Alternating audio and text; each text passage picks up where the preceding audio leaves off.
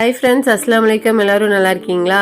இன்னைக்கு விரும்பி உண்ணலாம் சேனல்ல வீட்டிலேயே கருவாடு வந்து சுலபமான முறையில் எப்படி பண்ணுறதுன்னு பார்க்கலாம். வெயில் ஜாஸ்தியாக இருக்குது இல்லைங்களா? கிடைக்கிற மீனில் நம்ம கருவாடு போட்டு வச்சுக்கலாம். நான் வந்து இன்னைக்கு கட்டா மீனில் தான் கருவாடு போட்டிருக்கேன். கட்டா மீனுன்றது வந்து வேற ஒன்றும் இல்லை, புள்ளி வஞ்சிரம்னு சொல்லுவாங்கல்ல, அந்த மீன் தான். இந்த மீன் வந்து குழம்பு வைக்கிறதுக்கு நல்லா இருக்காது, ஆனால் கருவாடுக்கு ரொம்ப டேஸ்ட்டாக இருக்கும். கண்டிப்பாக உங்களுக்கும் கிடைச்சது அப்படின்னா கண்டிப்பாக ட்ரை பண்ணி பாருங்கள். இப்போ மீனை வந்து முழுசாக எடுத்துக்கலாம். எடுத்துகிட்டு நல்லா ஒரு ஷார்ப்பான கத்தி எடுத்துக்கோங்க. ஷார்ப்பான கத்தி எடுத்துட்டு ரொம்ப கேர்ஃபுல்லா ஹேண்டில் பண்ணுங்க. இப்போ மீனை வந்து நல்லா தலைப்பக்கம் பிடிச்சுக்குங்க. கத்தியை வந்து லைட்டா இப்படி சாய்ச்சி பிடிச்சிட்டு மேல இருக்க செதில மட்டும் அப்படி நம்ம சுரண்டி எடுத்துடலாம். அந்த மேல இருக்க செதில் வந்து ஈஸியா வந்துடும். ஆனா கட்டா மீனோட தோல் வந்து கனமா இருக்கும், அதை வந்து நீங்க எடுக்க வேண்டாம். இந்த செதில மட்டும் மேலாக வந்து நல்லா சுரண்டி எடுத்துருங்க. கருவாடுலேயே வந்து நமக்கு ரொம்ப டேஸ்ட் கொடுக்கறது வந்து இந்த கட்டா மீன் கருவாடும் நெத்திலி கருவாடும் தான். அதுக்கடுத்து வந்து பன்னா கருவாடு, பாறை கருவாடும் நல்லா இருக்கும். நமக்கு என்ன மீன் கிடைக்குதோ அதை வாங்கி நம்ம ட்ரை பண்ணி பார்க்கலாம்.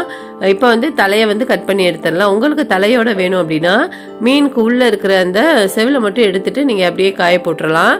எனக்கு வந்து நான் தலை யூஸ் பண்ணாததுனால நம்ம வந்து தலையை வந்து கட் பண்ணி எடுத்தாச்சு. ரொம்ப ஈஸியாக செஞ்சிடலாம். கண்டிப்பாக நீங்களும் செஞ்சு பாருங்கள். ஃபஸ்ட்டு ஒரு மீனில் வாங்கி ட்ரை பண்ணி பாருங்கள். இப்போ வந்து வாலோட இந்த பக்கம் வந்து நம்ம மேலாக லைட்டாக கட் பண்ணிக்கலாம். கட் பண்ணிவிட்டு மீனோட வயிற்று பகுதி இருக்கும் இல்லைங்களா, அந்த சைடு வந்து ஒரு பக்கம் மட்டும் நம்ம இந்த மாதிரி கத்தியை வச்சு கட் பண்ணிகிட்டே வந்துடலாம். ஒரு சைடு தான் கட் பண்ணணும், ரெண்டு சைடு கட் பண்ணிடக்கூடாது. இப்போ மீனோட ஒரு சைடு வந்து நம்ம இந்த மாதிரி நல்லா அப்படியே கட் பண்ணி விட்டுறலாம். உங்களுக்கு கட்டா கருவாடு வச்சு நீங்கள் கருவாடு போடும்போது உங்களுக்கு ஈஸியான மெத்தட்லையும் செஞ்சிடலாம். உங்களுக்கு சாப்பிட்றதுக்கும் நல்லாயிருக்கும், முள்ளும் அதிகம் இருக்காது, எல்லாருமே நல்லா சாப்பிட்லாம். இப்போ இதை வந்து நீங்கள் இந்த மாதிரி கட் பண்ணிக்கோங்க. கட் பண்ணிவிட்டு நம்ம மீனோட உள்ளே இருக்க டஸ்ட் எல்லாத்தையுமே நம்ம எடுத்துடலாம். நல்லா வந்து கொஞ்சம் கத்தி மட்டும் ஷார்ப்பானதாக எடுத்துக்கோங்க. எடுத்துகிட்டு மீனை வந்து நல்லா இந்த அளவுக்கு ஓப்பன் பண்ணி விட்டுட்டு உள்ளே இருக்க டஸ்ட் எல்லாத்தையுமே நம்ம கிளியர் பண்ணி எடுத்துடலாம். இந்த மாதிரி நல்லா எடுத்துட்டு நல்லா மீனை வகுந்து விட்டுருங்க. வகுந்து விட்டுட்டு நம்ம கத்தி வச்சு கனமான பகுதியில் மட்டும் ஒரு கோடு போட்டு விட்டுடலாம். ஏன் இது போடுறோம் அப்படின்னா நம்ம வந்து உள்ளே உப்பு வைக்கணும் இல்லைங்களா. என்னடா கீழே போட்டு பண்ணுறோன்னு நினைக்காதீங்க. இந்த மெத்தட் தான் கொஞ்சம் ஈஸியாக இருந்தது, அதனால தான் கீழே வச்சு பண்ணியாச்சு. மேட்லாம் போட்டு செய்யும்போது கொஞ்சம் கஷ்டமாக இருந்தது, அதனால தான் இந்த மாதிரி வச்சே கட் பண்ணியாச்சு. இப்போ அடுத்து வந்து ஒரு பழைய ப்ரெஷ் எடுத்துக்கோங்க. பழைய ப்ரெஷ் எடுத்துட்டு மீனோட முள் இருக்கு இல்லைங்களா, அதோட உள்பக்கம் வந்து இந்த மாதிரி கருப்பாக இருக்கும்.